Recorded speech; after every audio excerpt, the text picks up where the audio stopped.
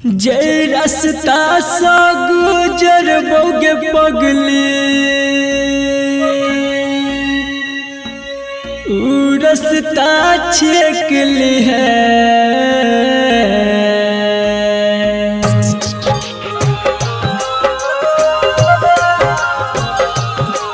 जब अर्थी पजेबो हम त एक बेर डोली से देख ली है।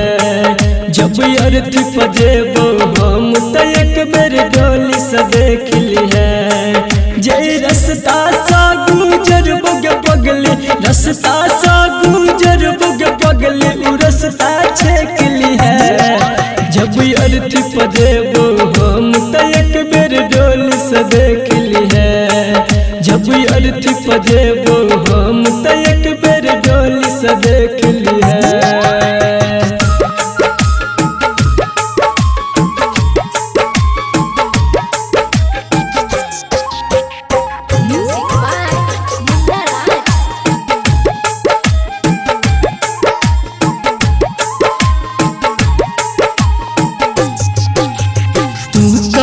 वही हंसी खुशी से पिया जी के गाम गे छोड़ के जेबै दुनिया हम मिटा के अपन नाम गे।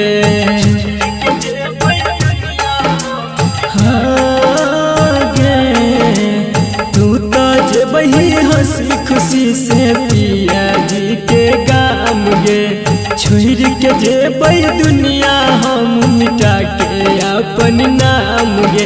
जट बेरी कर है एहसान जट बेरी कर है एहसान हमके पल्लो फेंक दी है।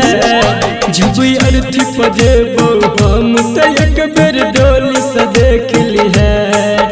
जब अर्थी पजेबो हम त एक बेर डोली से देख ली है।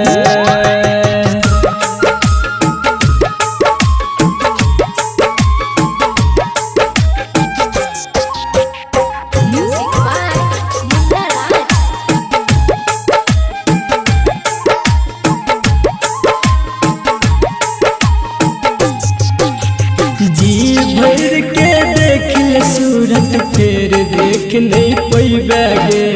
आई जे मुँह मोरबे हमरा सब दिन बड़ा पछतैबे गे।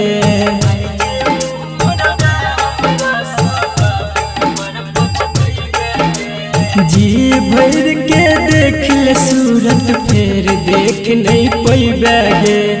आई जे मुँह मोरबे हमरा सब दिन बड़ा पछतैबे गे। कहो राइटर विकेसी संदीप कहो शत्रुघ्न संदीप मत पे मत टेक ली है। जब अर्थी पजेबो हम त एक बेर डोली से देख ली है। जब अर्थी पजेबो हम त एक बेर डोली से देख ली है।